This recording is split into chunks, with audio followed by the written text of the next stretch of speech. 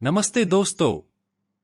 मैं आपका दोस्त कैंपस ज्ञान आपके साथ लेकर आया हूं एक और informative video on CCS conduct rules 1964। इस वीडियो में हम डिटेल में समझेंगे रूल 5 से रूल 14 तक, जो गवर्नमेंट सर्वेंट्स के लिए बहुत इंपॉर्टेंट कंडक्ट रूल्स है, जैसे पॉलिटिकल न्यूट्रलिटी, मीडिया से संबंध, गिफ्ट्स, डाउरी प्रोहिबिशन और पब्लिक डेमोन्स्ट्रेशंस। और हाँ, अगर आपको सीसीएस रूल्स की डिटेल नोट्स चाहिए तो आप हमारे चैनल के अबाउट सेक्शन में जाकर दिया हुआ ईमेल एड्रेस चेक कर सकते हो और वहां से रिक्वेस्ट कर सकते हो। ये रूल्स डायरेक्टली कनेक्ट करते हैं एक गवर्नमेंट सर्वेंट की रिस्पॉन्सिबिलिटीज और उनकी डे टू डे लाइफ से। तो अगर आप कॉम्पिटिटिव एग्जाम्स की तैयारी कर रहे हो या ऑलरेडी एक गवर्नमेंट सर्विस में हो, ये वीडियो आपके लिए बहुत यूजफुल होने वाला है। चलिए शुरू करते हैं। रूल 5 कहता है taking part in politics and elections के रिगार्डिंग एक गवर्नमेंट सर्वेंट की क्या रिस्ट्रिक्शंस है। सबसे पहले, नो पॉलिटिकल इन्वॉल्वमेंट। मतलब कोई भी गवर्नमेंट सर्वेंट ना तो किसी पॉलिटिकल पार्टी का मेंबर बन सकता है, ना एसोसिएट हो सकता है और ना किसी पॉलिटिकल मूवमेंट या एक्टिविटी में पार्ट ले सकता है। ये एक स्ट्रिक्ट पॉलिटिकल न्यूट्रलिटी मेंटेन करने के लिए जरूरी है। अब आता है फैमिली मेंबर्स का पॉइंट। गवर्नमेंट सर्वेंट की ड्यूटी होती है कि अपने फैमिली मेंबर्स को भी रोके रखे कि वो किसी भी ऐसे मूवमेंट या एक्टिविटी में शामिल ना हो जो सरकार के खिलाफ हो या उसको वीकन करे। और अगर रोकने के बावजूद फैमिली मेंबर ऐसा करता है तो उसको रिपोर्ट करना मैंडेटरी है गवर्नमेंट को। मतलब रिस्पॉन्सिबिलिटी सिर्फ खुद की नहीं बल्कि अपने परिवार की एक्टिविटीज तक एक्सटेंड होती है। और तीसरा और फाइनल पॉइंट है फाइनल अथॉरिटी। अगर कभी डिस्प्यूट हो जाता है कि कोई ऑर्गेनाइजेशन पॉलिटिकल पार्टी है या नहीं, या कोई एक्टिविटी पॉलिटिक्स में आती है या सबवर्सिव है, तो इसका फाइनल डिसीजन सिर्फ और सिर्फ गवर्नमेंट के पास होता है। मतलब उसके डिसीजन को अल्टीमेट माना जाएगा। इस रूल का कोर एसेंस है गवर्नमेंट सर्वेंट्स को पॉलिटिकल न्यूट्रलिटी मेंटेन करनी है, अपने फैमिली मेंबर्स को भी सही डायरेक्शन देनी है, और अगर कोई ग्रे एरिया हो तो गवर्नमेंट का फैसला फाइनल होगा। रूल 5 का सबसेक्शन 4 इलेक्शन से रिलेटेड है और ये गवर्नमेंट सर्वेंट्स के लिए बहुत इंपॉर्टेंट रिस्ट्रिक्शन लगाता है। सबसे पहले, गवर्नमेंट सर्वेंट इलेक्शन में डायरेक्टली पार्ट नहीं ले सकता। मतलब वो कैनवसिंग नहीं करेगा, किसी कैंडिडेट के फेवर या अगेंस्ट इन्फ्लुएंस नहीं डालेगा, इंटरफेयर नहीं करेगा, और ना किसी भी लेजिस्लेचर या लोकल अथॉरिटी के इलेक्शन में एक्टिवली पार्टिसिपेट करेगा।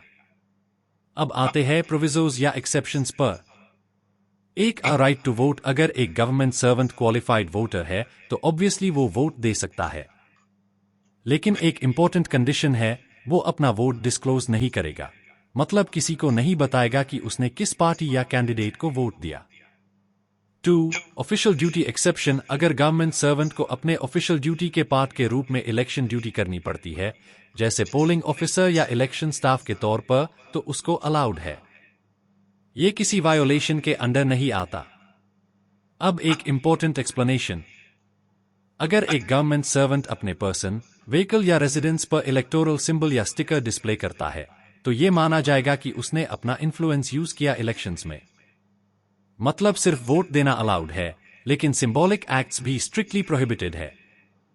इस रूल का क्लियर एसेंस ये है कि गवर्नमेंट सर्वेंट को पॉलिटिकल न्यूट्रलिटी मेंटेन करनी है और इलेक्शंस में उसकी रोल सिर्फ एक न्यूट्रल वोटर तक लिमिटेड रहनी चाहिए, अनलेस वो ऑफिशियल ड्यूटी परफॉर्म कर रहा हो।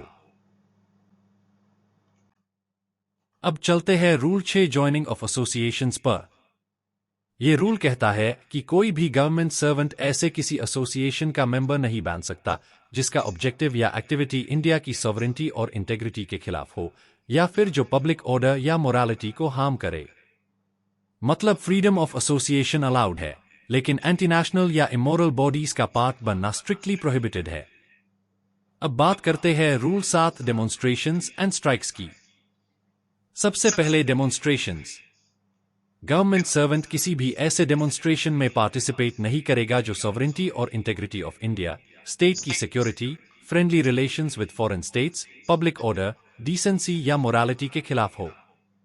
और अगर डेमोन्स्ट्रेशन में कंटेम्प्ट ऑफ कोर्ट, डेफेमेशन या इंसाइटमेंट टू ऑफेंस इन्वॉल्व हो तो वो भी स्ट्रिक्टली मना है। दूसरा पार्ट है स्ट्राइक्स। गवर्नमेंट सर्वेंट ना तो खुद स्ट्राइक पर जा सकता है, और ना किसी और को स्ट्राइक करने के लिए प्रोवोक या सपोर्ट कर सकता है, चाहे वो उसकी अपनी सर्विस से रिलेटेड हो या किसी दूसरे गवर्नमेंट सर्वेंट की सर्विस से। इसका एसेंस ये है कि गवर्नमेंट सर्विस में कलेक्टिव बार्गेनिंग या एजिटेशन अलाउड नहीं है। अगर कोई ग्रीवेंस है तो उसको एडमिनिस्ट्रेटिव या लीगल चैनल से रिजॉल्व किया जाएगा, प्रोटेस्ट, कोअर्शन या फिजिकल ड्यूरेस से नहीं। अब आते हैं rule 8 connection with press other media पर। यह रूल कहता है कि कोई भी गवर्नमेंट सर्वेंट बिना प्रायर सैंक्शन के किसी न्यूज़पेपर, पीरियोडिकल या इलेक्ट्रॉनिक मीडिया को ओन, कंडक्ट, एडिट या मैनेज नहीं कर सकता। लेकिन एक एक्सेप्शन है, अगर वो एक बुक पब्लिश करता है या मीडिया में कंट्रीब्यूट करता है एज पार्ट ऑफ बोना फाइड ऑफिशियल ड्यूटी, तो वो अलाउड है। अगर गवर्नमेंट सर्वेंट अपने ऑफिशियल ड्यूटी के बाहर लिखता या पब्लिश करता है तो उसको क्लियरली एक डिस्क्लेमर देना होगा कि जो व्यूज वो एक्सप्रेस कर रहा है वो उसके पर्सनल है, गवर्नमेंट के नहीं।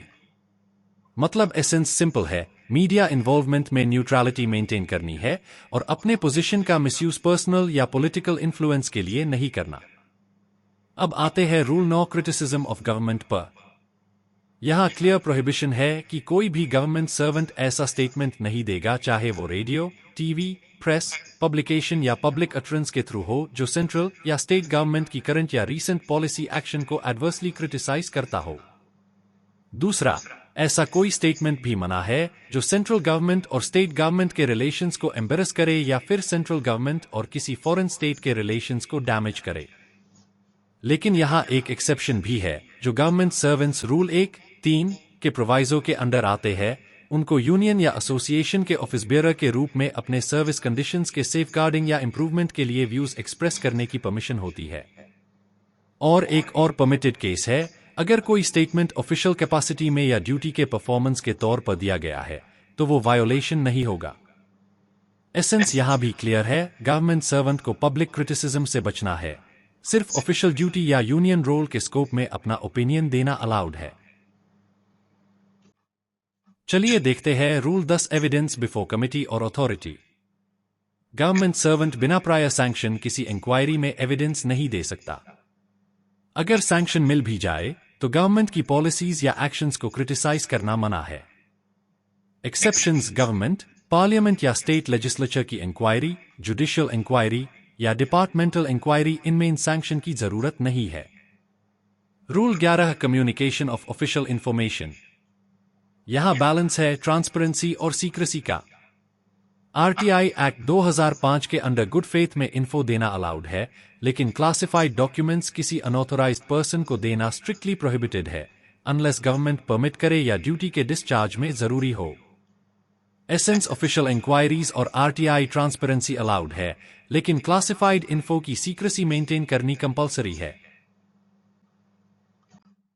अब देखते हैं रूल 12 सब्सक्रिप्शंस। गवर्नमेंट सर्वेंट ना तो कंट्रीब्यूशंस फंड्स मांग सकता है, ना एक्सेप्ट कर सकता है और ना फंड रेजिंग में एसोसिएट हो सकता है। एक्सेप्शन सिर्फ टैब है जब गवर्नमेंट का प्रायर सैंक्शन हो। Rule 13 gifts. General rule, government servant, family या रिप्रेजेंटेटिव्स गिफ्ट एक्सेप्ट नहीं करेंगे। गिफ्ट का मतलब है फ्री ट्रांसपोर्ट, लॉजिंग, सर्विसेज या पैसे। Exceptions casual meals, normal hospitality या नियर रिलेटिव्स फ्रेंड्स जिनसे ऑफिशियल डीलिंग ना हो। सोशल ओकेजन जैसे शादी, एनिवर्सरीज या रिलीजियस फंक्शंस में गिफ्ट्स अलाउड है, लेकिन अगर वैल्यू एक्सीड करे तो रिपोर्ट करना मैंडेटरी है। ग्रुप अ 25,000 रुपए, ग्रुप बी 15,000 रुपए, ग्रुप सी 7,500 रुपए। यहां पर एसेंस है, फंडरेजिंग स्ट्रिक्टली प्रोहिबिटेड और गिफ्ट्स सिर्फ लिमिटेड और जेन्युइन ओकेजन पर अलाउड है। अब देखते हैं रूल 13 के बाकी प्रोविजंस। 3. सोशल ओकेजन के अलावा गिफ्ट्स बिना सैंक्शन एक्सेप्ट नहीं किए जा सकते अगर वैल्यू एक्सीड करे। ग्रुप अभी 1,500 रुपए, ग्रुप सी डी 500 रुपए। 4. फॉरेन डिग्निटरीज 1,000 रुपए तक के गिफ्ट्स रख सकते हैं, उससे ज्यादा हो तो गवर्नमेंट के इंस्ट्रक्शंस फॉलो करने पड़ेंगे। 5. फॉरेन फर्म्स, अगर फर्म का गवर्नमेंट के साथ कॉन्ट्रैक्ट है तो गिफ्ट लेना स्ट्रिक्टली प्रोहिबिटेड है। अगर डीलिंग नहीं है तो गिफ्ट्स रूल 3 के लिमिट्स के अंडर अलाउड है। YHA पर एसेंस है, सिर्फ छोटे कस्टमरी गिफ्ट्स अलाउड है, लाविश या ऑफिशियल कनेक्शन वेल गिफ्ट्स मना है। अब आते हैं रूल 13 डाउरी।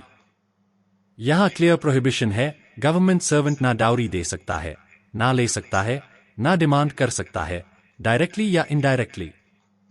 डेफिनेशन वही है जो डाउरी प्रोहिबिशन एक्ट 1961 में दी गई है। यहां पर एसेंस है, गवर्नमेंट सर्वेंट्स को डाउरी प्रैक्टिसेस से पूरी तरह दूर रहकर एक आइडियल एग्जाम्पल सेट करना है। अब देखते हैं rule 14 public demonstrations in honour of government servants. ये रूल कहता है कि बिना प्रायर गवर्नमेंट सैंक्शन के कोई भी गवर्नमेंट सर्वेंट एक्सेप्ट नहीं करेगा कॉम्प्लीमेंट्री या वैलिडिक्टरी एड्रेसेस, टेस्टिमोनियल्स या कोई मीटिंग एंटरटेनमेंट जो स्पेसिफिकली उसके ऑनर में हो। लेकिन कुछ एक्सेप्शंस है, प्राइवेट इनफॉर्मल फेयरवेल एंटरटेनमेंट्स जैसे रिटायरमेंट, ट्रांसफर या रेजिग्नेशन के ओकेजन पर अलाउड है। और अगर पब्लिक बॉडी सिंपल और इनएक्सपेंसिव एंटरटेनमेंट ऑर्गेनाइज करें तो वो भी परमिटेड है। स्ट्रिक्टली प्रोहिबिटेड है किसी को प्रेशर करके पैसा कलेक्ट करना, स्पेशली क्लास 3-4 एम्प्लॉइज से हायर ऑफिसर्स के फेयरवेल के लिए। एसेंस सिंपल है, गवर्नमेंट सर्वेंट्स को एक्स्ट्रावेगेंट ऑनर्स एक्सेप्ट करना मना है और लोअर ग्रेड एम्प्लॉइज को एक्सप्लॉयटेशन से प्रोटेक्ट किया गया है। तो दोस्तों, यदि रूल 5 से रूल 14 तक के सीसीएस कंडक्ट रूल्स 1964, जिसमें हमने देखा कैसे गवर्नमेंट सर्वेंट्स के लिए न्यूट्रलिटी, डिसिप्लिन और इंटेग्रिटी को मेंटेन करना मैंडेटरी है। आपको वीडियो कैसा लगा? नीचे कमेंट्स में जरूर बताएं। अगर वीडियो इंफॉर्मेटिव लगा हो तो लाइक कीजिए, शेयर कीजिए और चैनल को सब्सक्राइब करना मत भूलिए ताकि आपको मिलते रहे ऐसे और detailed explanations on CCS rules, GFR rules और बाकी सर्विस रिलेटेड टॉपिक्स। मिलते हैं नेक्स्ट वीडियो में, तब तक के लिए जय हिंद।